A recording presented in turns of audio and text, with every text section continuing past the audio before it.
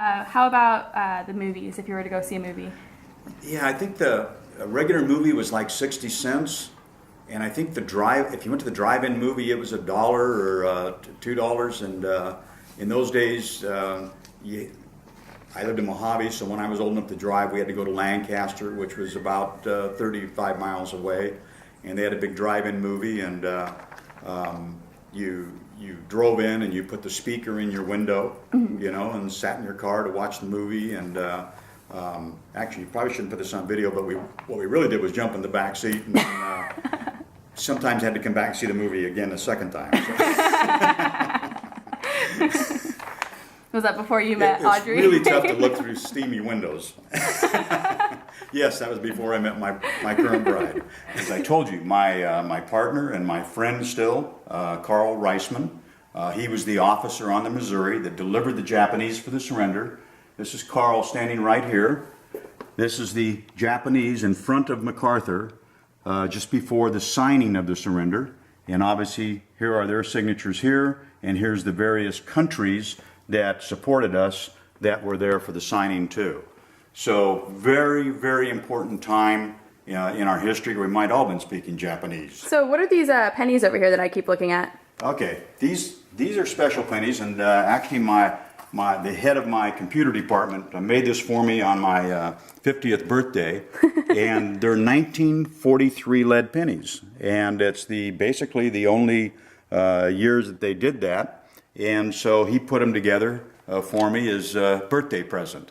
And so, as you know, all pennies are copper. Yep. But during the war, they had other uses for copper, and they didn't want to use it for pennies. So that's why you're seeing this. Awesome, thank you.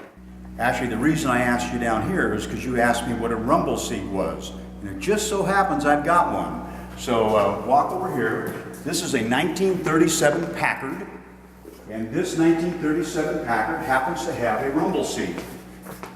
So the rumble seat was back in the back. It looks kind of like a trunk, but you're able to walk up on pads on the other side, get into the rumble seat, and ride almost like a limousine. Will you show us how to get in? Sure, I can do that. I'll do this before your battery gets too low. So you jump up here, you go here, you go here, and then right on in.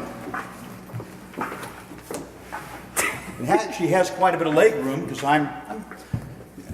if I was over 6 foot, I could still put my feet in here. So it's real good for two, and it's a shame we don't have time or I'd have you join me. And, but it's a lot of fun to drive, and because it's a 1937, we don't have to have seat belts back here. And there's no seat belts in the car, and that's allowed still because it's a classic. So I take this to the bank about once every couple of weeks, and enjoy people waving and enjoying an old 37 Packard. Well, that's a with an old 71-year-old guy. So that's a 31 Chrysler. 31 Chrysler? A little smaller, and but it also has the rumble seat up on the top. Pop up here. There we go. Awesome. So same thing. So it was a great way to have a 4-passenger car that not everybody was inside, except when the top's down. I never even knew these cars did that. So there you go. So that, my dear, is a rumble seat. We need to support our troops in any way possible, and this is one way that I just show.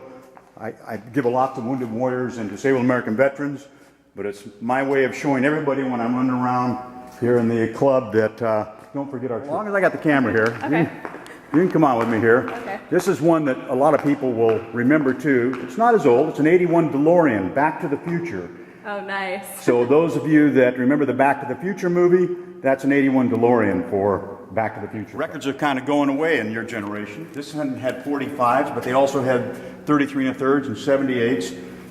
One of the great ones, Elvis Presley. That's one of his gold records. And you heard my friend Paul Anka, who was one of my famous people I listed. That's his gold record. And then, for those that have been around a while, will enjoy an old player piano that used rolls with holes in them. And so if you kick this on... Then you're always good at piano. Always good at piano. And that's all. Is there anything else you want to say before this interview is over? All I would like to add is that what I've already said a couple of times and reiterate is be honest, work hard, respect others, support your country, and have fun doing it. All right. Well, thank you, Bob. It was nice of you to do this interview with me. Thank you, Ashley. My pleasure. All right.